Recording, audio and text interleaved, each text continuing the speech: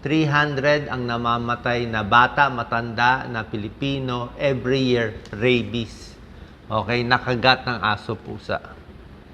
At karamihan, ito yung mga data, karamihan sa 10 na makakagat ng aso o pusa, sa 10, isa lang magpapabakuna.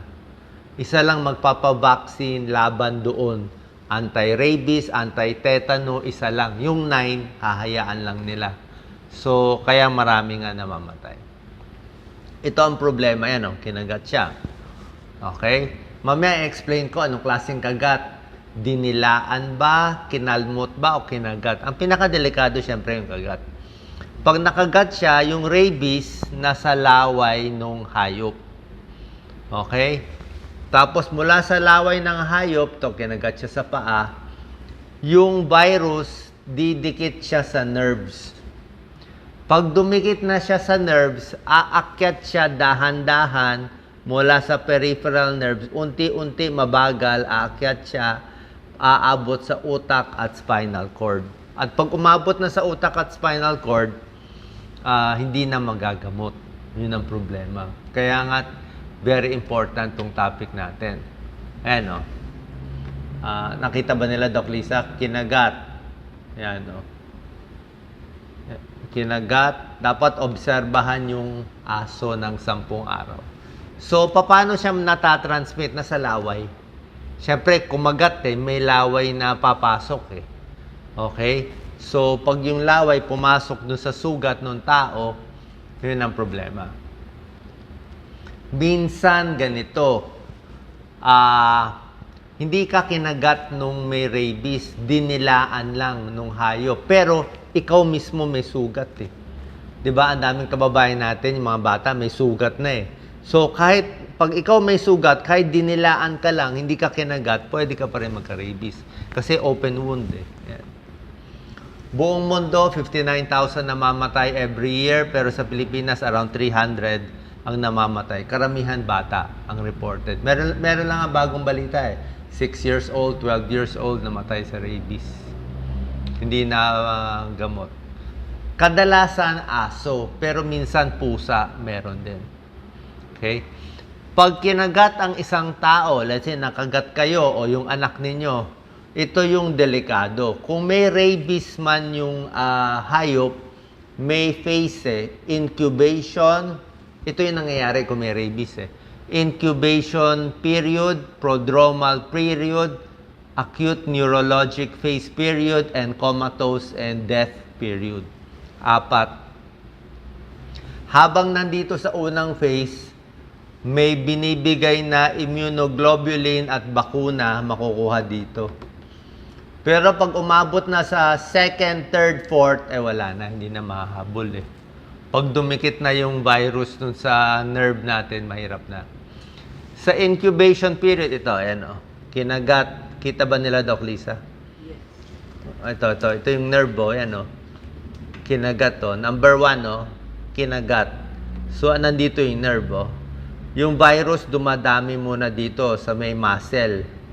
Ang problema, pag dumami, didikit sa nerve. Number 3, pag dumikit sa nerve, aakyat siya dahan-dahan dito sa nerve. Akyat-akyat. Pupunta sa spinal cord, akyat-akyat. Pupunta sa utak, dito na magwawala, magsisigaw yung pasyente.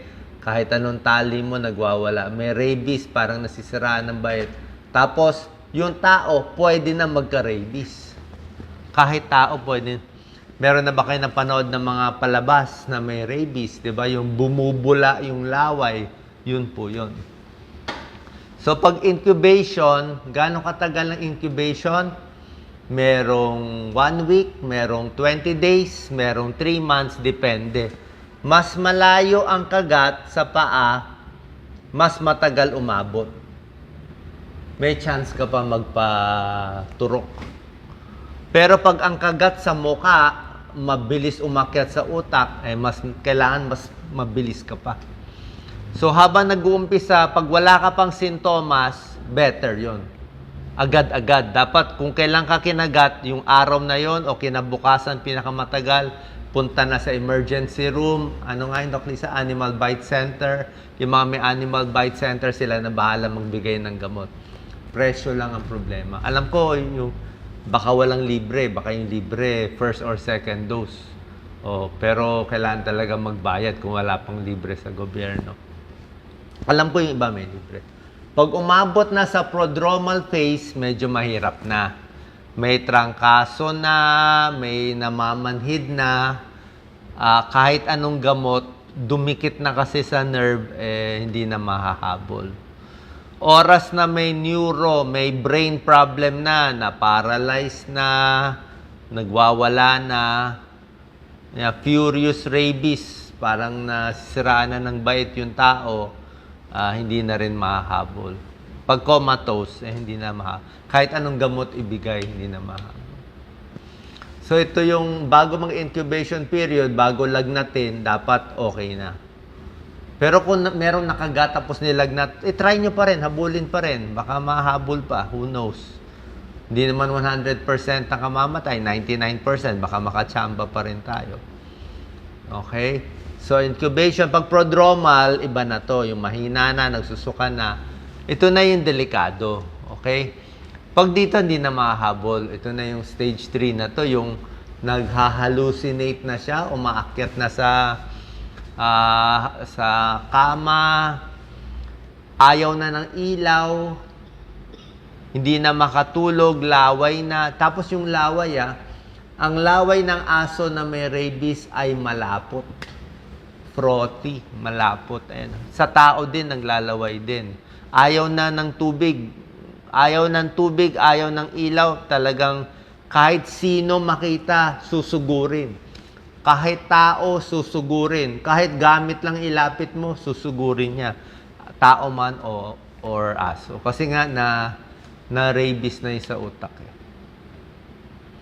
Ito ulit yung stage. Pakita natin, Doc Lisa. Ito, infection, lagnat. Bago umabot sa lagnat, bigyan na agad ng bakuna.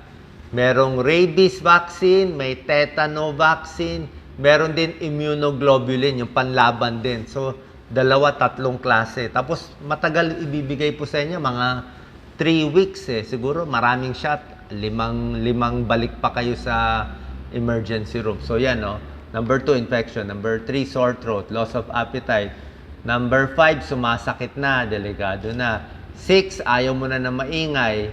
7, hindi na makalunok. 8, paralyzed na siya. 9, hinimatay na siya. 10, namatay na siya. Pero yung aso, dapat obserbahan. Okay?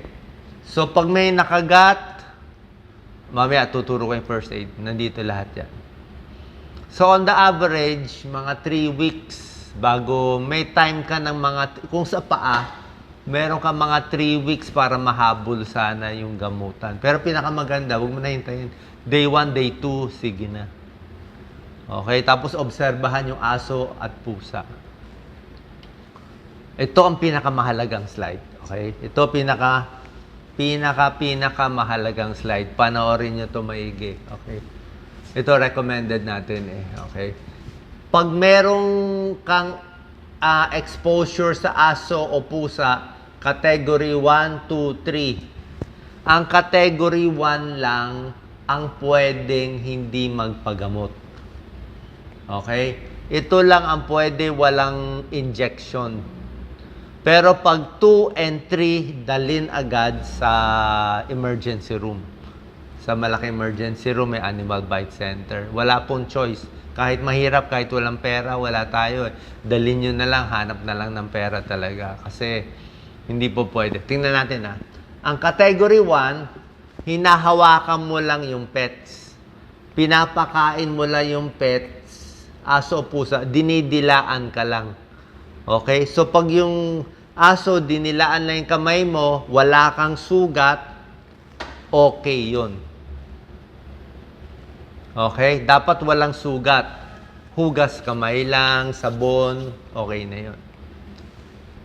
Number 2, ito, injection na to. Nag-scratch na siya. Nakalmot ka na konti. Ayan nakalmot ka na. Kahit minor lang, alam mo may pula-pula na, may konting dugo-dugo na yon, di ba? Tapos baka meron kang konting sugat na doon. Hugasan maigi. 15 minutes huhugasan. 15 minutes hugas sabon at immediate vaccination na agad, category 2. Category 3, wala nang choice dito. Talagang kagat, talagang na-scratch, baka sa muka, di ba? So ito, todo na to. Hugas sobra, merong bakuna at meron pang immunoglobulin para siyang antibody laban sa rabies. Tapos may anti-tetanus pa. So maraming shot bibigay sa'yo, 3. Okay? So yan lang magagawa. Basta category 2 or 3, hindi lang dila-dila ng pets, day 0, punta na agad. Okay? Punta na agad, bibigyan ka na ng shots. Maraming iba't ibang mga dose, pero usually mga 5 times. Day 0, day 3, day 7, day 14, day 21. Paiba-iba, bahala na yung doktor nyo kung ano yung available na ibibigay sa inyo. Pero usually, balik-balik ka. Pero yung pinaka-importante, first day, third day, seventh day, balik ka lang ng balik.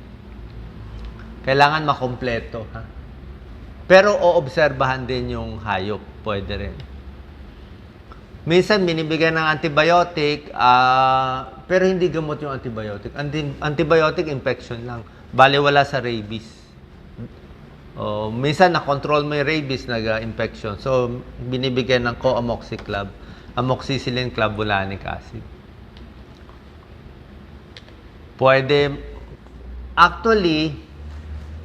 Pwede rin magka-rabies ang aso at pusa natin. Paano?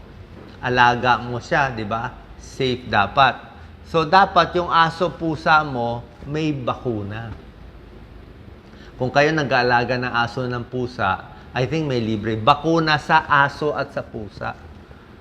Di ba? Mula nung pinanganak at dapat nga ito, every year muna, tapos every 3 years. May mga bakuna sa aso, pusa na every 3 years ang injection. Doc Lisa. Kasi minsan, oo nga, alaga mo siya. Safe nga siya dapat sa rabies. Kaya lang, may mga paniki, paano kung naglalakad yung pusa, yung aso sa labas? Ang daming paniki sa atin. Paniki, maraming rabies talaga. Kinagat yung aso mo, kinagat yung pusa mo, hindi mo alam. Tapos nagkaroon sila ng rabies. Diba? So, hindi mo malalaman. Anong mga testing? Actually, mahirap na to mga lumbar puncture, biopsies, MRI, late na to. Makita man natin may rabies, di na mahabol, mahirap na mahabol. Paano hinuhugasan ang sugat? Ito, libre. Okay? Ito, may chance. Kung wala ka talagang pera, takot ka. Pag nasugat ka, hugasan mo ng 15 minutes. Tubig, sabon. Sabon talaga at tubig talaga. Kung kaya, tanggalin. Kaya pisilin. Kung matanggal pa konti yung dugo, okay lang yon. So, hugas ng hugas ng hugas. 15 minutes. Tapos, sabi nga nila, minsan kung open yung wound, din na nga sinasara muna. Bahala na yung surgeon. Minsan ayaw nila isara para lumabas yung rabies kung may rabies man. At pag nahugasan mo na, after 15 minutes, tsaka mo palang lalagyan ng betadine o povidone iodine. Tsaka na. Hindi pwede povidone iodine lang. Hindi pwede betadine. Dapat kasi mawala yung rabies. Okay? Bahala na yung surgeon kung i-close niya yung wound. Minsan, open muna para lumabas. Para siyang snake bite Ano ang gamutan sa day 0? Ito nga, pinakita ko yung schedule, di ba? Bibigyan kayo ng rabies vaccine. Ibig sabihin, tuturuan yung katawan mo lumaban sa rabies. So, habang dahan-dahan umaakyat yung rabies na salbahay virus, nagkaroon ka ng bakuna, makakalaban yung katawan mo. Siguro in a few days, mga 1 week, 2 weeks, makakalaban na siya. So, bibigyan ka ng vaccine several times for 21 days.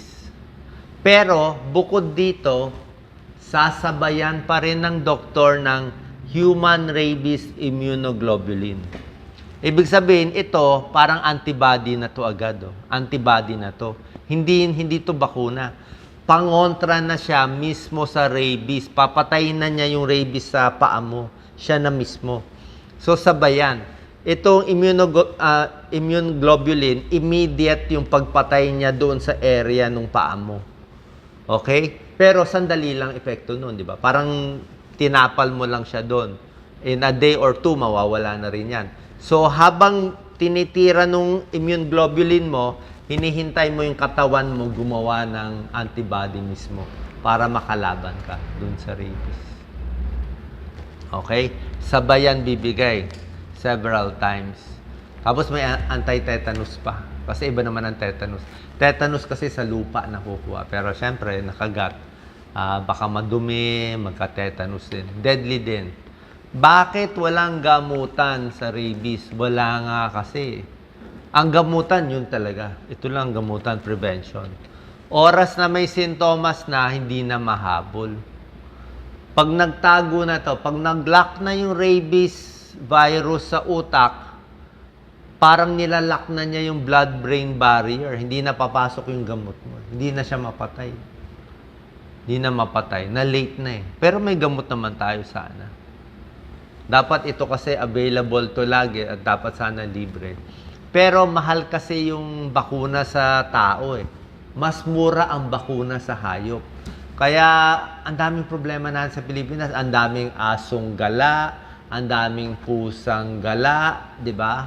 So, pag nagkakalat lang yan, biglang kinagat, ang hilig naman kagatin ng mga hayop ay bata.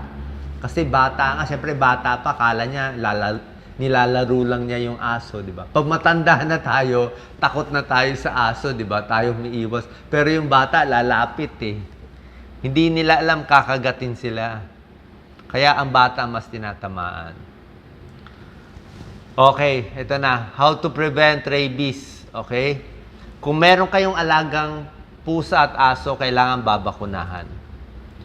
Every year, every 3 years, up to date ang schedule. Pag nakabakuna ang aso pusa nyo, tapos nakakagat siya, okay yun. Hugas-hugas lang, antibiotic lang. Sabihin mo, safe naman yung aso ko eh. Bakunado. Ito pa, delikado, Doc Lisa. Kung may wild animal, wag na daw habulin. Parang hayaan mo na. Let's say may kumagat dun sa anak nyo, hindi nyo nakita na saan yung hayop, assume mo na na rabies. Isipin mo na may rabies. Pabakunahan mo na buong course. Wala nang choice eh. Hindi mo na nahanap eh. Minsan, ang mga bata, hindi reliable. Sasabihin, ay, nadilaan lang ako eh. Hindi nila alam na sugat na sila. Yan ang problema din. Mali-mali. Hindi. Konti lang. Konti lang namatay. O, paano konti lang? Diba? Mas safe kasi nga, pag naduda ka na may dugo, yun na yun. Ito pa. Pag nakakita ka ng paniki sa kwarto mo, i-assume mo na kinagat ka na. Kasi ang kagat daw ng paniki, sobrang liit, di mo makikita, minsan di mo mamamalayan. Basta may paniki, assume mo nakagat yung aso mo, nakagat yung pusa, nakagat ka. Tapos, kung kayo ay animal handler, let's say, nag-alaga ka talaga aso, pusa, expose ka talaga lagi, o yung trabaho mo, pwede ka na mag-anti-rabies vaccine. Pwede ka na magpabakuna. Diba? Uunahan mo na para may laban ka na. Okay? Tapos pag nakagat ka pa, mas konti na lang ang dose mo. Pero hindi siya nire-recommend for everyone kasi hindi naman lahat exposed sa aso at pusa. Paano ma-survive? Yun lang talaga eh. Early vaccination and antibody treatment. Rabies, nearly always fatal. Halos laging nakamamatay. Ito na po. Paano mo malalaman kung yung aso mo may rabies? Baka wala naman eh, di ba? Baka inasar mo, natapakan mo siya, kaya ka kinagat. Ang aso na may rabies, nagbabago ugali. Nasisira nga ulo nila. Aggressive. Number 2, laway nila malapot. Talagang maglalaway. Hindi rin makalunok yung aso. Hindi makalunok. Parang nagcho-choke siya. Irritable siya. Konting ano mo, hindi siya yung dating ugali niya. Nagbago ugali niya. Pikon, mainit ulo, kahit ano, kakalmutin. Dating hindi siya ganon. Loss of coordination, hindi siya makalakad maigi. Hindi siya makalakad. Paralysis. Unusual vocalization. Meron siyang mga hiyaw or mga whining na unusual sounds. Parang iba na. Parang nakakita ng multo, ganon. At very aggressive siya. Nag-a-attack ng tao, hayop, gamit, without provocation. Nananahimik ka lang, susugod siya. Ano.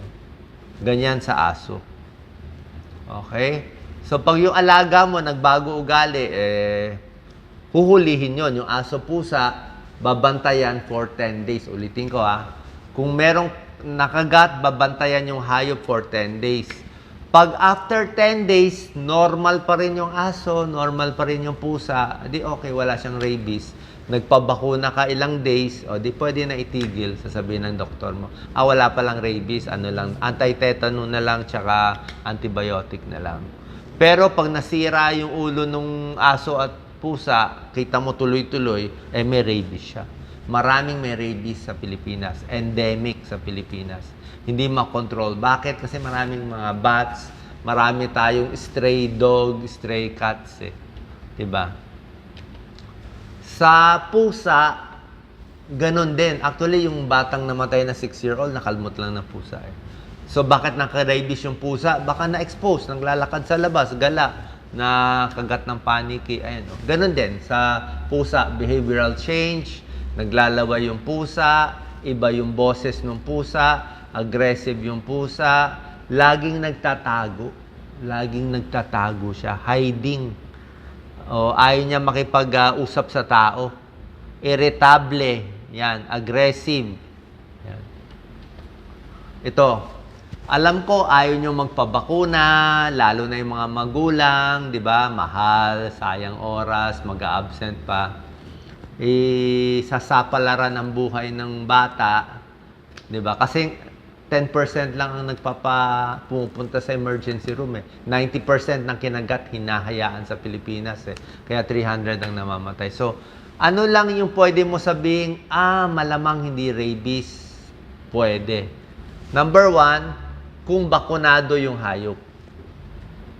Kung sure ka na kompleto yung vaccine, siguro alaga ng mayaman na complete vaccine yung aso, pusa, okay yun.